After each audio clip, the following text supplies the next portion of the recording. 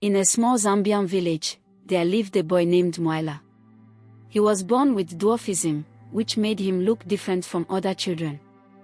Mwila's heart was big, full of dreams and love, but the world around him was cruel. His own mother, Chibisa, was the first to reject him. She called him a curse and treated him as if he was not her child. Chibisa's hatred grew stronger every day. She would scream at Mwila, refuse to give him food, and tell him he was the reason for all her suffering. Mwila's father, Mwila, loved his son, but the constant fights in their home wore him down. One day, Mwila couldn't take it anymore. He packed his things and left Chibisa, taking Mwila with him. Mwila thought life would finally get better, but his struggles weren't over. Mwila soon remarried a woman named Beatrice. At first, she smiled at Mwila and promised to love him. But behind closed doors, her true colors showed. Beatrice treated Mwila as if he was invisible.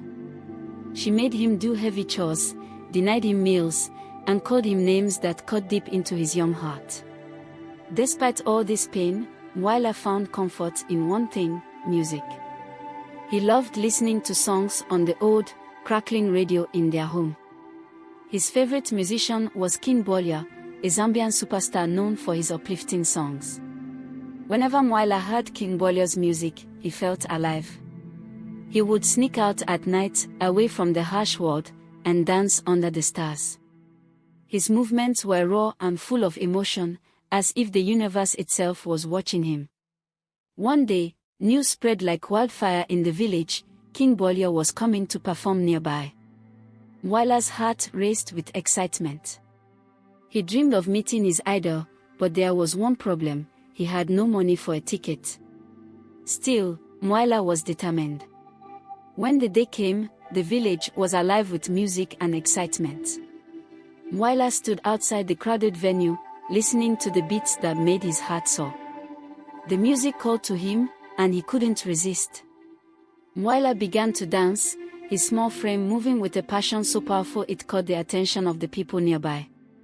"Look at him," someone shouted. "That boy can dance."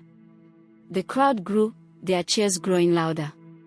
The commotion reached King Bolya on stage. He paused his performance and looked toward the edge of the crowd. "Who is that?" he asked, pointing at Mwila. The crowd parted, and Mwila was brought to the stage. His heart pounded as he stood before the man who had inspired him through his darkest days. "What's your name, young man?" King Bolya asked. "Mwila," he stammered. "All right, Mwila," Bolya said with a smile. "Show us your dance." The music started, and Mwila let go of all his fears. He danced with everything he had, pouring his pain, dreams, and hope into every move. The crowd erupted with applause, and even King Bolya was moved to tears.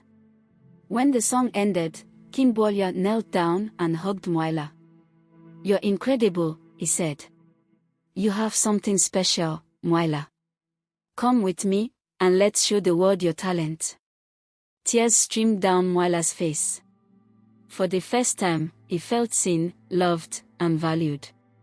He left the village with King Bolya, stepping into a new life filled with opportunities. Under King Bolya's mentorship, Mwila's talent blossomed. He became a famous dancer, inspiring others with his story of resilience and hope. But Mwila never forgot where he came from. He used his platform to advocate for children who felt unseen, just like he once had. Years later, as Mwila performed on stages around the world, he always remembered the boy who danced under the stars, dreaming of freedom. And now, his dream had come true. This is the story of Mwila, a boy who turned pain into power and proved that even the smallest spark can light up the world.